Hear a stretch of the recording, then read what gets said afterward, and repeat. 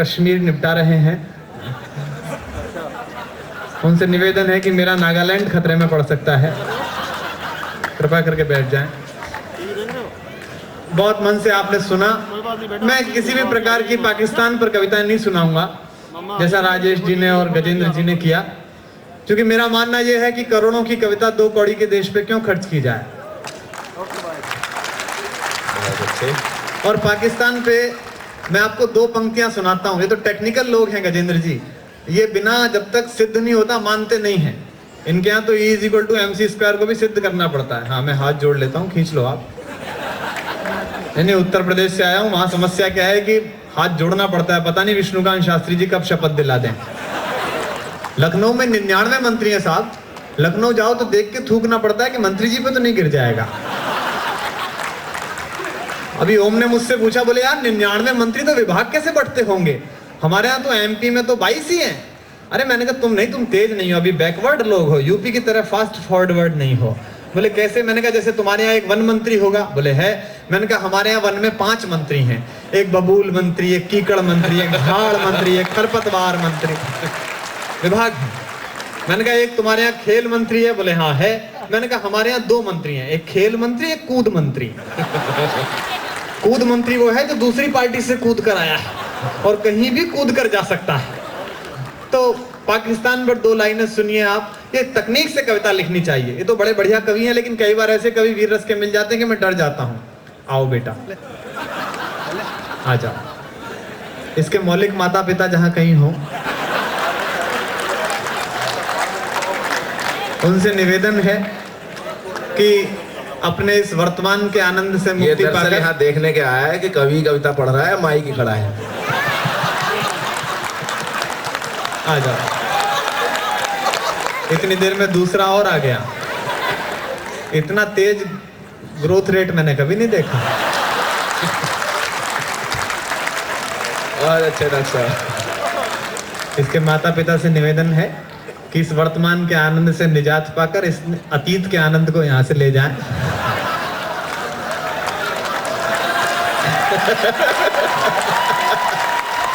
ठीक है, आंदोलन समाप्त, शांत हो जाओ। तो साहब पाकिस्तान पर 2 पंक्तियां सुनिए, इससे बढ़िया क्या हो सकती है कि राख लगाकर जीभ खींच लो पापी पाकिस्तान की। तो गजेंद्र ने मुझसे पूछा राख लगाकर क्यों? मैंने कहा दूसरे की जीभ है, स्लिप मार सकती है। भाई खींचो तो राख लगाकर खींचो, ताकि पूरी की पूरी बाहर आए, वरना जरा सी भी रह गई तो फिर कश्मीर कश्मीर चिल्लाने लगेगा। अभी मेरे एक कवि मित्र ने कविता लिखी, बोले ओ मुशर्रफ, मैं तुझे राणा सांगा की तलवार घोंप के मार दूंगा। अबे मैंने कहा क्या AK-47 के जमाने में पुरानी तलवार घुमा रहा है? और वो बोले डॉक्टर साहब इसके बड़े फायदे हैं, धार से मरेगा नहीं तो इतनी पुरानी है कि सेप्टिक से तो मर ही जाए। लेकिन आप लोगों के बीच खड़े हैं, भारत प्रगति कर रहा है, आप लोगों को देख के अच्छा लगता है, आप भारत उदय के सपने हैं। मैं काफी फील गुड कर रहा हूँ यहाँ पर खड़े होके। अभी मैं पिछले दिनों में और रोम गए थे अमेरिका, न्यू जर्सी में कवि सम्मेलन था। तो एक मुझसे कहने लगा अमेरिकी डोमेस्टिक फ्लाइट में, बोले कितना लेट देश है, मैंने सुना आपके यहाँ शादी होने में 6 महीने लग जाते हैं। आज गोद भराई, आज मुंह दिखाई, आज सगाई, तब जाके आती है लुगाई। आपके यहाँ तो बड़ा लेट मामला है, हमारे यहाँ तो ईमेल से शादी कर लेते हैं। मैंने कहा बहुत प्रगति की, शुक्र है तुम्हारे यहाँ ईमेल से करते हैं भैया, हमारे यहाँ तो अभी भी फीमेल से ही करते हैं।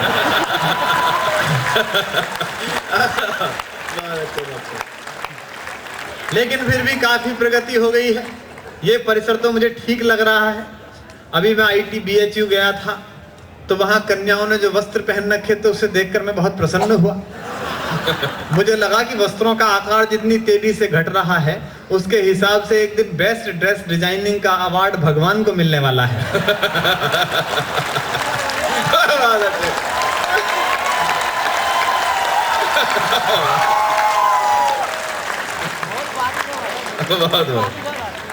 हालांकि भगवान के सामने संकट ये होगा कि वो अवार्ड लेने जा नहीं पाएंगे।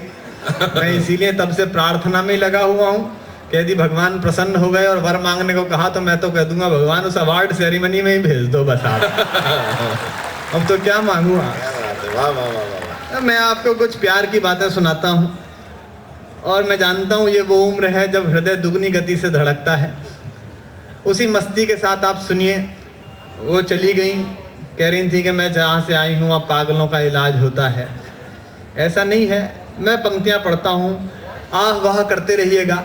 इससे मुझे भ्रम रहेगा कि मैं जमा और आपको भ्रम रहेगा कि आप अक्लमंद हैं। मोक्ष की उपलब्धि हो रही है, सुनेगा। कि कोई दीवाना कहता है, बाबा अरे दाद देनी है, खाज नहीं देनी है।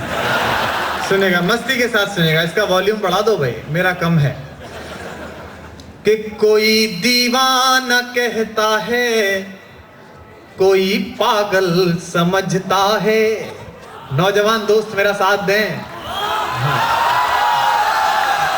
मैं समझ गया कि तुम हो। कोई दीवाना कहता है, कोई पागल समझता है, मगर धरती की बेचैनी को बस बादल समझता है। क्या बात है। मगर धरती की बेचैनी को बस बादल समझता है। मैं तुझसे दूर कैसा हूं, तू मुझसे दूर कैसी है। अब दिल धड़के तो उसे तालियों में बदलना। मैं तुझसे दूर कैसा हूं, तू मुझसे दूर कैसी है। ये तेरा दिल समझता है या मेरा दिल समझता है। ये तेरा दिल, ये इस बार के सेमेस्टर में आने वाली है। कि मोहब्बत एक एहसासों की पावन सी कहानी है। बहुत अच्छे। तुम यहाँ थे, मैं तो तुम्हें आगरा में ढूंढ रहा था। कि मोहब्बत एक एहसासों की पावन सी कहानी है। कभी कबीरा दीवाना था, कभी मीरा दीवानी है। यहाँ सब लोग कहते हैं मेरी आंखों में आंसू है। ये पंक्ति सुनना और आप तक पहुंच जाए तो सूचित करना। यहाँ सब लोग कहते हैं मेरी आंखों में आंसू है। जो तू समझे तो मोती है, जो ना समझे तो पानी है। जो तू समझे तो मोती है। और एक बात और ध्यान से सुनना, आप उस दौर में हैं जब आप विशिष्ट हैं। जीवन को इस तरह जीना कि कोई मिले कभी तो खुद से नजर मिला सको। गालिब ने कहा, यह गालिब का शहर है दिल्ली, किसी से मिलने पर शेर सुनना बड़े शायर का। मत पूछ के क्या हाल है मेरा तेरे आगे, मत पूछ के क्या हाल है। मैं आरईसी में पढ़ता था, एक सेमेस्टर छोड़कर भाग आया और यहाँ पढ़ा रहा हूँ क्योंकि मुझे लगा it's better to be a good poet than a bad engineer. अब तो मैं अपना ही भविष्य बिगाड़ रहा हूँ, तब तो मैं देश का बिगाड़ रहा होता। तब पंक्ति पढ़ता हूँ। गालिब ने कहा, मत पूछ के क्या हाल है मेरा तेरे आगे, तू देख के क्या रंग है तेरा मेरे आगे। क्या बात। तब पंक्तियां सुनना। कि समंदर पीर का अंदर है लेकिन रो नहीं सकता। लड़कों की खास बात चाहिए मुझे इस पर। समंदर पीर का अंदर है लेकिन रो नहीं सकता। ये आंसू प्यार का मोती है, इसको खो नहीं सकता। क्या बात है। वाह वाह वाह वाह। ये आंसू प्यार का मोती है, इसको खो नहीं सकता। मेरी चाहत को दुल्हन तू बना लेना, मगर सुन ले। और जो खुददार लोग हैं उनकी तालियां लहरती दिखाई दें। मेरी चाहत को अपना तू बना लेना, मगर सुन ले। जो मेरा हो नहीं पाया वो तेरा हो नहीं सकता। जो मेरा हो नहीं पाया। और एक मुक्तक और सुनिए, इसके बाद मैं कविता पढ़ता हूँ। प्रेम में, जैसा गजेंद्र सोलंकी ने बताया, भारत बड़ा हिपोक्रेट देश है। प्रेम हिंदुस्तान में एक ऐसा विषय जिसमें केवल थ्योरी की क्लास चलती है। मैं आपको 4 पंक्तियां पढ़ा था, सुनिएगा 4 पंक्तियां। और ये बिल्कुल मस्ती की पंक्तियां हैं। बरसों प्रेम लिखने के बाद यदि आप प्रेम करें तो क्या दिक्कत आती है देश में। सुनेगा। कि भ्रमर कोई कुमुदनी पर मस्ती के साथ सुनना और मैं जो सुनाना चाह रहा हूं वहीं पहुंचना, वरना स्लिप हो सकती है बात। भ्रमर कोई कुमुदनी पर मचल बैठा तो हंगामा, हमारे दिल में कोई ख्वाब पल बैठा तो हंगामा। अभी तक डूब कर सुनते थे सब किस्सा मोहब्बत का। और प्रोफेसर्स की भी दाद चाहता हूं इन बच्चों के साथ।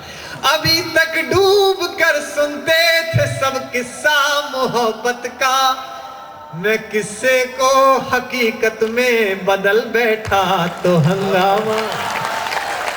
मैं किस्से को हकीकत में बदल बैठा तो।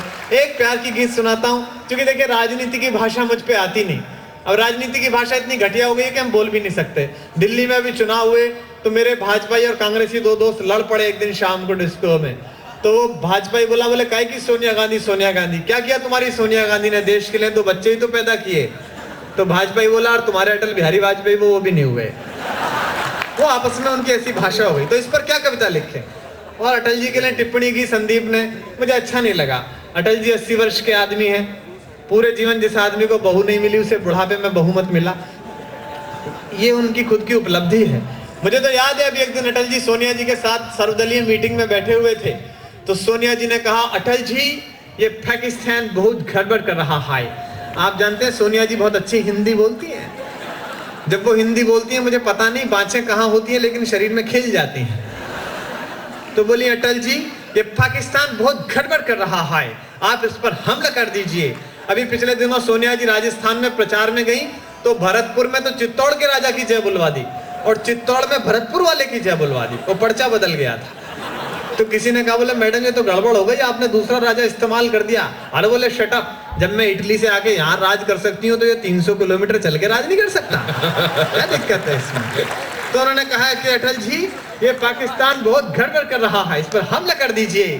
तो अटल जी ने कहा सोनिया जी आपकी ये बात तो ठीक है। तभी वहां टोनी ब्लेयर बैठे हुए थे। टोनी ब्लेयर आप जानते हैं ब्रिटेन के प्रधानमंत्री हैं, जॉर्ज बुश के छोटे वाले पामेरियन हैं। वो भी वहां बैठे हुए थे। उन्होंने कहा नहीं नहीं नहीं अटल जी आप हमला मत कीजिए, आप बड़े भाई हैं, दक्षिण एशिया में शांति का संकट पैदा हो जाएगा। तो अटल जी बोले टोनी जी आपकी ये बात तो ठीक है। तभी एक पत्रकार बोला था आपकी समझ में नहीं आ रही है, इसकी भी ठीक कह रहे हो, इसकी भी ठीक कह रहे हो, आप तो कुछ कर ही नहीं रहे हो। बोले यार बात तो तुम्हारी भी ठीक। तो 27 दलों की सरकार चलानी है तो मैं आपको राजनीति पे नहीं प्रेम पे कविता सुनाता हूँ। क्योंकि प्रेम सफल हो जाए तो आदमी विवेक ओबराय हो जाता है और असफल हो जाए तो सलमान खान हो जाता है। और मैं आप सबको विवेक ओबराय देखना चाहता हूँ। अब आप भी क्यों ना हो साहब, वो स्त्री जिसके लिए वो दोनों पागल हैं वो सुंदरी इतनी है, भगवान ने पूरी समर वैकेशन खराब करके बनाई है। मैं तो अभी कहाँ पढ़ाता हूँ कॉलेज में, तो मेरा एक विद्यार्थी आत्महत्या के लिए चढ़ गया। गाजियाबाद में हमारे यहाँ कौशाम्बी में 12 मंजिली इमारत है, ऊपर चढ़ गया। तो उसके उनका पिता का फोन आया, बोले सर चले आइए आपका शिष्य बहुत परेशान है, आत्महत्या करना चाह रहा है। तो मैं गया, मैंने कहा अभिषेक बेटा नीचे आ जा, आत्महत्या मत कर, मैं तुझे वो नई वाली मोटरसाइकिल दिलाऊंगा, वो हुड़ी बाबा। बोला नहीं गुरुजी मैं कूद कर मरूंगा, मेरी बेइज्जती हुई है। अरे मैंने कहा नीचे आ जा, ओम व्यास और मैं अमेरिका जा रहे हैं इस बार स्विट्जरलैंड, तो मैं ओम व्यास के घरवाली के टिकट पे तुझे ले चलूंगा। बोले नहीं गुरुजी इसमें तो ज्यादा रिस्क है, मैं कूद के ही मरूंगा। तो मैंने कहा मैंने मन रखने के लिए कह दिया। अरे मैंने कहा मैं कलकत्ता गया था तो वो ऐश्वर्या राय की माँ वृंदा राय मेरी फैन हो गई, मैं तेरी ऐश्वर्या राय से शादी करा दूंगा, नीचे आ जा। बोला गुरुजी ऐश्वर्या राय कौन है? मैंने कहा फिर तू कूद के ही मर जा। फिर तू कर भी क्या रहा है?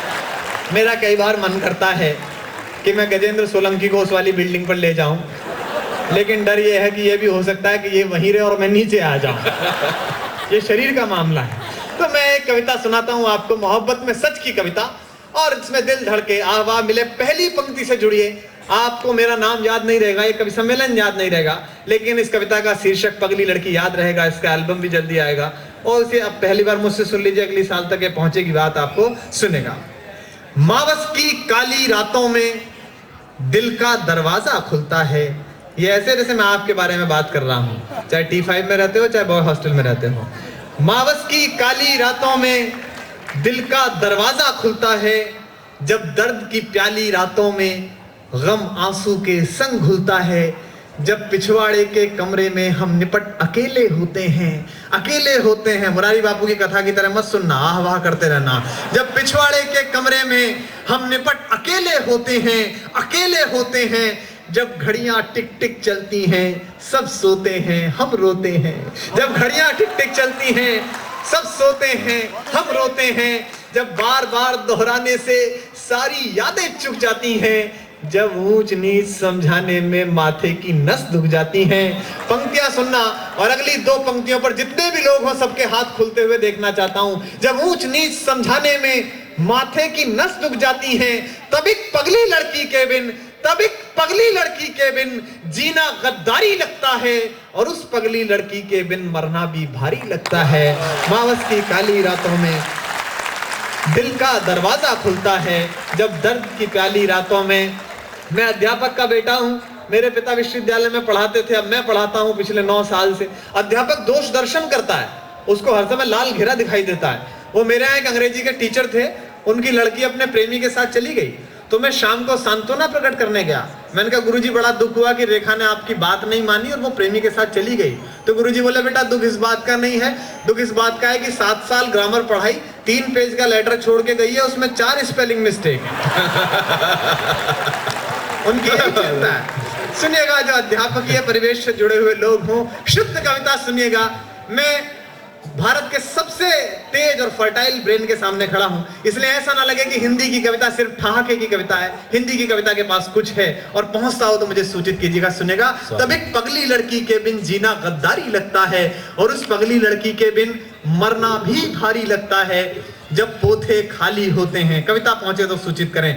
जब पोथे खाली होते हैं, जब हर्फ सवाली होते हैं, जब गजलें रास नहीं आती, अफसाने गाली होते हैं, जब बासी फीकी धूप समेटे दिन जल्दी ढल जाता है, जल्दी ढल जाता है, जब सूरज का लश्कर छत से गलियों में देर से जाता है, जब जल्दी घर जाने की इच्छा मन ही मन घुट जाती है, जब कॉलेज से घर लाने वाली पहली बस छूट जाती है, पहली बस छूट जाती है, पहली बस छूट जाती है। पंक्ति सुने, अगली 2 शरारती पंक्ति। पहली बस छूट जाती है, जब बेमन से खाना खाने पर माँ गुस्सा हो जाती है, जब लाख मना करने पर भी पारो पढ़ने आ जाती है, जब लाख मना करने पर भी पारो पढ़ने आ जाती है। ये पंक्ति पहुंचे कविता की और आपकी तालियां उठे। पारो पढ़ने आ जाती है, जब अपना मन चाहा हर काम, जब अपना मन चाहा हर काम कोई लाचारी लगता है, तब एक पगली लड़की के बिन जीना गद्दारी लगता है,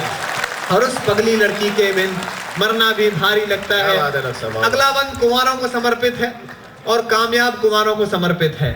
आप लोग मोस्ट वांटेड लोग हो अपने मोहल्ले के, मैं जानता हूं, और खासकर जो फाइनल ईयर वाले हैं वो ज्यादा ही वांटेड हैं। स्थिति यह है कि मैं गजेंद्र सोलंकी जी की कॉलोनी में गया, मैंने एक आदमी से पूछा, हालांकि कुंवारे लोग बहुत प्रसिद्ध होते हैं लेकिन पड़ोसी की नजर में गिद्ध होते हैं। तो मैंने उससे पूछा, मैंने कहा आपको गजेंद्र सोलंकी का घर पता है? बोले हाँ पता है, इधर से इधर चले जाना, लेकिन प्लीज उनको मेरे घर का पता मत बता। ये रेपुटेशन हो जाती है। कुंवारे लोग सुने सबसे शरारती बंद इस कविता का, और हर पंक्ति में आनंद आएगा। सुनेगा, जब कमरे में सन्नाटे की आवाज सुनाई देती है। कुंवारे की एक्सपायरी डेट निकल जाए तो उसे बम बम भी छम छम की तरह लगती है। जब कमरे में सन्नाटे की आवाज सुनाई देती है, जब दर्पण में आंखों के नीचे झाई दिखाई देती है, जब बड़की भाभी कहती हैं कुछ सेहत का भी ध्यान करो, जब बड़की भाभी कहती हैं कुछ सेहत का भी ध्यान करो, क्या लिखते हो लल्ला दिन भर, कुछ सपनों का सम्मान करो, जब बाबा वाली बैठक में कुछ रिश्ते वाले आते हैं, जब बाबा हमें बुलाते हैं हम जाते में घबराते हैं, जब साड़ी हाय हाय मत करो, आगे सुनो, जब बाबा हमें मनाते हैं। सुनिएगा पंक्ति, शरारती पंक्ति सुनिए, आनंद लीजिएगा। जब बाबा वाली बैठक में कुछ रिश्ते वाले आते हैं, जब बाबा हमें बुलाते हैं हम जाते में घबराते हैं, जब साड़ी पहने लड़की का एक फोटो लाया जाता है, वो एक अलग स्टूडियो में खिंचवाया जाता है, वो लकड़ी के गुलदान पे कोहनी टिका के देखा होगा आपने। और एक बात और बता दूं, कितनी जीन्स पहन लो फोटो साड़ी वाला ही जाना। जब भाभी हमें मनाती हैं, सुनेगा मस्ती के साथ, सुनकर मस्ती के साथ दा दीजिएगा। जब बाबा वाली बैठक में कुछ रिश्ते वाले आते हैं, जब बाबा हमें बुलाते हैं हम जाते में घबराते हैं, जब साड़ी पहने लड़की का एक फोटो लाया जाता है, जब भाभी हमें मनाती हैं फोटो दिखलाया जाता है। कविता की सर्वाधिक टूटन भरी पंक्ति, आपकी सर्वाधिक तालियों की मोहताज सुनेगा। जब सारे घर का समझाना, जब सारे घर का समझाना हमको फनकारी लगता है, तब एक पगली लड़की के बिन जीना गद्दारी लगता है। और उस पगली लड़की के बिन अंतिम पंक्तियां पढ़ता हूं अपनी और इस कवि सम्मेलन की। मैंने कोटा में पढ़ दी तो इंजीनियरिंग कॉलेज के लड़के आ गए पीछे मिलने, बोले भाई साहब आनंद आ गया। मैंने कहा वही उद्देश्य भी था। बोले नहीं नहीं, पर ये औकात वाली बात बदल दीजिए, क्योंकि हमको कंफर्म हो गई है कि आपकी किस लिए है। तो मैंने इसको पारिवारिक रंग दिया। दीदी कहती हैं, दीदी कहती हैं उस पगली लड़की की कुछ औकात नहीं। दीदी कहती हैं, पंक्तियां सुनना वसीम बरेलवी साहब की और दाद देना बड़े शायर को। मोहब्बत में बुरी नीयत से कुछ सोचा नहीं जाता। जिनके बीच अभी झगड़ा हो गया हो 14 से पहले या बाद में, वो सुन लें। मोहब्बत में बुरी नीयत से कुछ सोचा नहीं जाता, कहा जाता है उसको बेवफा समझा नहीं जाता। कहा जाता है उसको बेवफा समझा नहीं जाता। दीदी कहती है, दीदी कहती है उस पगली लड़की की कुछ औकात नहीं, उसके दिल में भैया तेरे जैसे प्यारे जज्बात नहीं। वो पगली लड़की मेरी खातिर 9 दिन भूखी रहती है, चुप चुप सारे व्रत करती है, पर मुझसे कभी न कहती है। मातृशक्ति बैठी है, महिलाओं को व्रत करने का बहाना चाहिए। अभी मैं ओम जी के गया करवा चौथ के दिन, तो ओम जी की पत्नी मारवाड़ की हैं, वो व्रत रखती हैं करवा चौथ पे, तो मौन व्रत रखती हैं। तो हम लोग 12 बजे उठे तो वो बोल नहीं रही थी, तो मुझे लगा कि ओम जी की कोई पुरानी वीडियो फिल्म पल्ले पड़ गई है इनको, भाई अपने को पता नहीं था। तो मैंने ओम जी से कहा यार ये खाना क्यों नहीं खा रही है भाभी? और वो बोले कम वक्त आज खाना क्यों खाएगी, आज ये भूखी रहेगी, इससे मेरा स्वास्थ्य सुधरेगा। मैंने कहा इतना सुधरा हुआ है और कहाँ जाओगे? बोले नहीं नहीं सुधरेगा इससे। फिर मैंने 5 बजे फिर पूछा, क्योंकि अपन तो REC से शुरू हुए थे, रीजनल इंजीनियरिंग कॉलेज से। मैंने कहा टेक्निकल डिफरेंस है यार बात में। बोले क्या? मैंने कहा मैं जानना चाहता हूँ कि गाय के भूसा छोड़ देने से सांड की पर्सनैलिटी कैसे निकल सकती है। लेकिन देश है या कुछ भी हो सकता है। सुनिएगा, दीदी कहती है, अंतिम पंक्तियां सुनिएगा, था के और तालियों के बीच विदा हो। दीदी कहती हैं उस पगली लड़की की कुछ औकात नहीं, उसके दिल में भैया तेरे जैसे प्यारे जज्बात नहीं। वो पगली लड़की मेरी खातिर 9 दिन भूखी रहती है, चुप चुप सारे व्रत करती है, पर मुझसे कभी न कहती है। जो पगली लड़की कहती है मैं प्यार तुम्ही से करती हूँ, लेकिन मैं हूँ मजबूर बहुत, अम्मा बाबा से डरती हूँ। उस पगली लड़की पर अपना कुछ भी अधिकार नहीं बाबा, ये कथा कहानी किससे है कुछ भी तो सार नहीं बाबा। बस उस पगली लड़की के संग, बस उस पगली लड़की के संग जीना फुलवारी लगता है, और उस पगली लड़की के बिन मरना भी भारी लगता है। और आपसे कहना चाहता हूं कि सितारों को आंखों में महफूज रख लो, सितारों को आंखों में महफूज रख लो, बहुत दूर तक रात ही रात होगी। मुसाफिर हैं हम भी, मुसाफिर हो तुम भी, इसी मोड़ पर फिर मुलाकात होगी। बहुत बहुत आभार, बहुत बहुत धन्यवाद डॉक्टर।